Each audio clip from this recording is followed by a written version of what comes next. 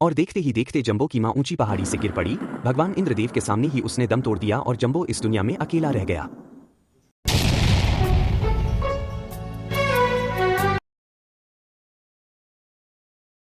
एक जंगल में पहाड़ी पर एक बहुत पुराना मंदिर है। गांव के लोग यहाँ पूजा करने आते हैं। इस मंदिर के पास के जंगल में बहुत से जानवर रहते हैं। बांसुरी नाम की एक हथनी भी अपने बच्चे के साथ इस जंगल में रहती है। उसके बच्चे का नाम जंबो है। वह बहुत चालाक और स्वस्थ है। वो माँ के साथ अटखेलियाँ करता है। अपने नटखट बच्चे को देखकर बांसुरी बहुत खुश रहती है।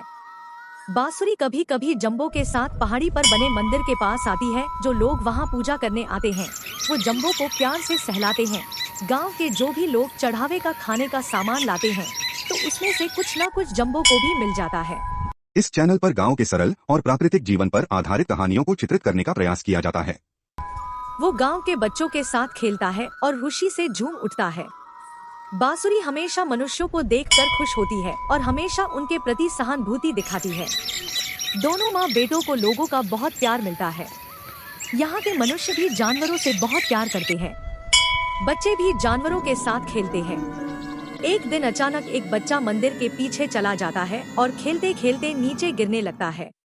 बांसुरी दौड़कर उसे बचाने का प्रयास करती है और उस बच्चे तक अपनी सूंड पहुंचाने की कोशिश करती है ताकि बच्चा सूंड पकड़कर ऊपर आ सके और गहरी खाई में गिरने से बच जाए। बांसुरी के इस प्रयास से बच्चा सूंड पकड़ लेता है और गहरी खाई में गिर जाने से बच जाता है।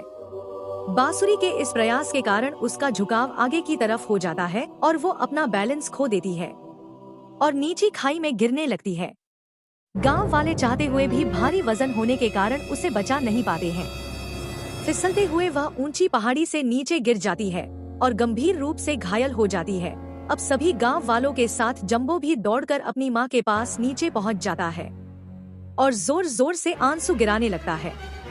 भगवान विष्णु ये सब देख रहे होते हैं। भगवान विष्णु हथनी के सामने प्रकट हो जाते हैं।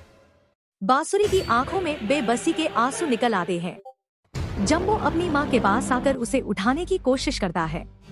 विष्णु भगवान को देखकर बांसुरी बोलती है कि हे जग के स्वामी, मेरा आखिरी वक्त करीब है। मेरे इस बच्चे जंबो का इस दुनिया में कोई नहीं है।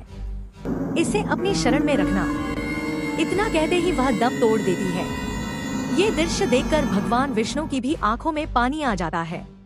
वो जंबो की तरफ बढ़ते हैं और कहते हैं कि बेटा जंबो, मैंने तुम्हारी माता को मरते हुए स्वयं देखा है। ये सृष्टि का नियम है। अब तुम्हें अकेले ही परिस्थितियों से लड़ना होगा। तुम्हारी माँ ने हमेशा लोगों की सेवा की है। तुम्हारी माँ की इस समाज सेवा से प्रभावित होकर मैं तुम्हें एक अद्भुत रूप प्रदान करता हूँ। तुम्हारा ये रूप समय के साथ और भी विचित्र होता रहेगा। तुम जहाँ भी रहोगे सबसे अलग नजर आओगे और अपनी अलग पहचान बनाओगे। तुम भी इस जगत में अपनी माता की तरह दूसरों की सेवा करना। इतना कहकर भगवान विष्णु वहाँ से अदृश्य हो गए। जंबो इस दुनिया में माँ को खो देने के बाद अकेला सा पड़ गया। उसे अपनी माँ की बहुत याद आती थी। वक्त बीतता गया। अब धीरे धीरे जंबो अपने अद्भुत बनावट के साथ बड़ा और शक्तिशाली होता चला गया।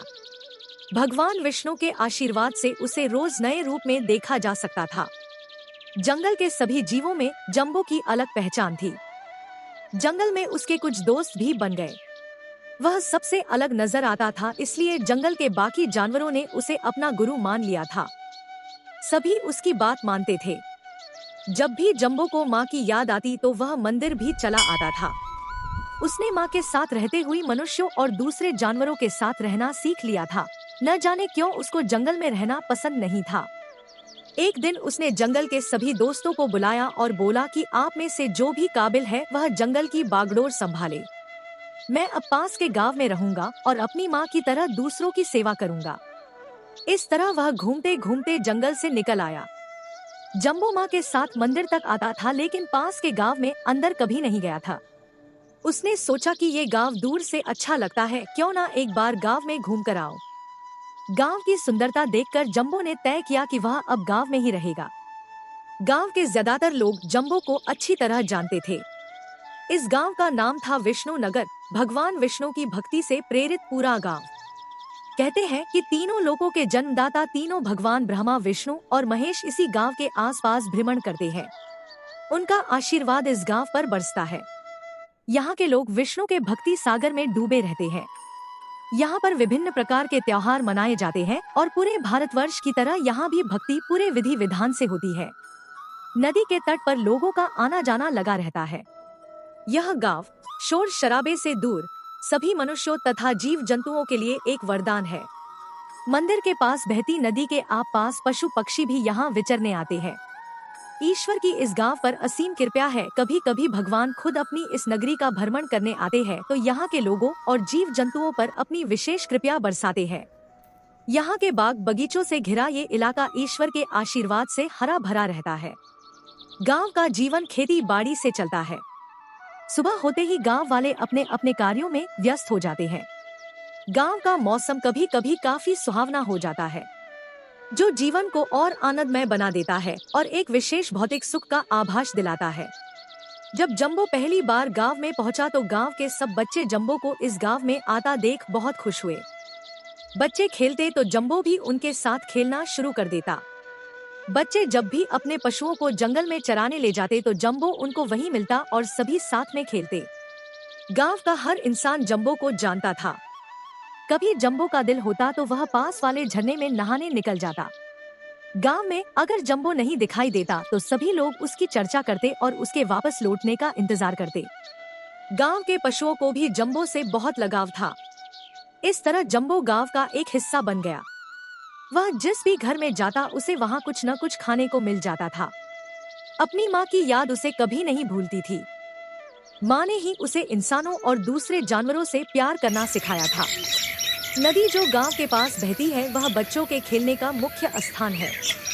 पक्षियों की इस नगरी में हर एक इंसान को यह की प्रकृति से गहरा लगाव है। रोजमर्रा के कार्य निपटाकर यहाँ लोग घूमने फिरने भी जाते हैं। एक दिन वह गांव में घूम रहा था। अचानक उसे लोगों के चिल्लाने की आवाजें आई। जंबो वहां पहुंचा तो उसने देखा कि एक घर में आग लग गई है। लोग उसे बुझाने की कोशिश कर रहे हैं। आग ने भयानक रूप ले लिया था। जंबो तालाब की तरफ दौड़ा। उसने अपनी सूंड में जल्दी से जितना ज्यादा पानी आ सकता था पानी भरा और आग की तरफ दौड़ गया।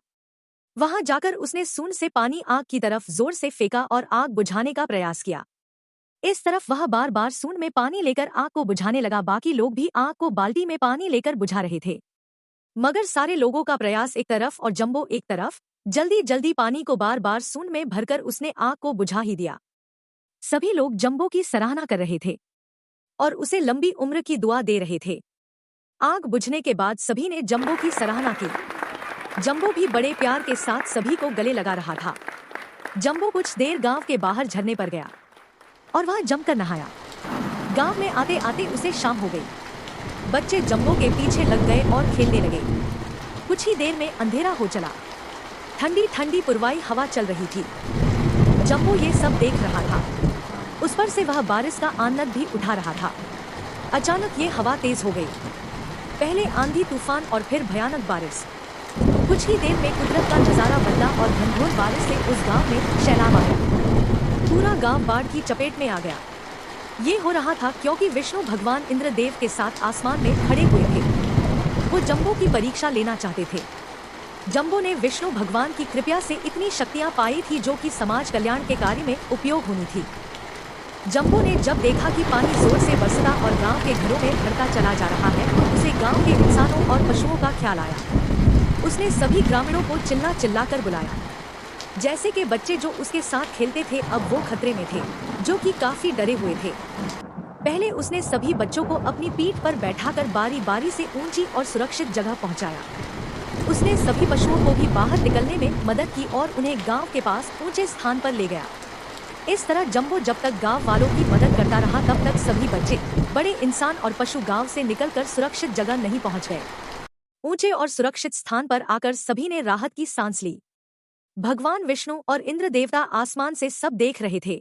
उन्हें संतुष्टि हुई कि जंबो को दी गई शक्तियां बेकार नहीं हुई और जंबो ने पूरे जी जान से अपनी शक्तियों को समाज सेवा के कार्य में लगा दिया। अब अगले दिन बारिश कम हो गई। गांव से धीरे धीरे पानी बाहर चला गया और कुछ ही दिनों में स्थिति सामान्य हो गई। सभी लोग, बच्चे और पशु गांव में वापस लौट कर आ गए। जंबो खुशी खुशी गांव वालों के साथ रहने लगा। जंबो अब गांव का अभिन्न हिस्सा बन गया और सामाजिक कार्यों में जब भी जरूरत होती वह सहायता करने के लिए और भी तत्पर दिखने लगा। उसे इंसानों और दूसरे जानवरों से मिलना अच्छा लगता है, इसलिए वह हमेशा इसी गांव में रहकर जीवन यापन करने लगा। कहानी अच्छी लगी हो तो लाइक और चैनल को सब्सक्राइब करें। वीडियो देखने के लिए धन्यवाद। गांव के सरल जीवन पर आधारित इसी तरह की वीडियो देखने के लिए चैनल सब्सक्राइब करें।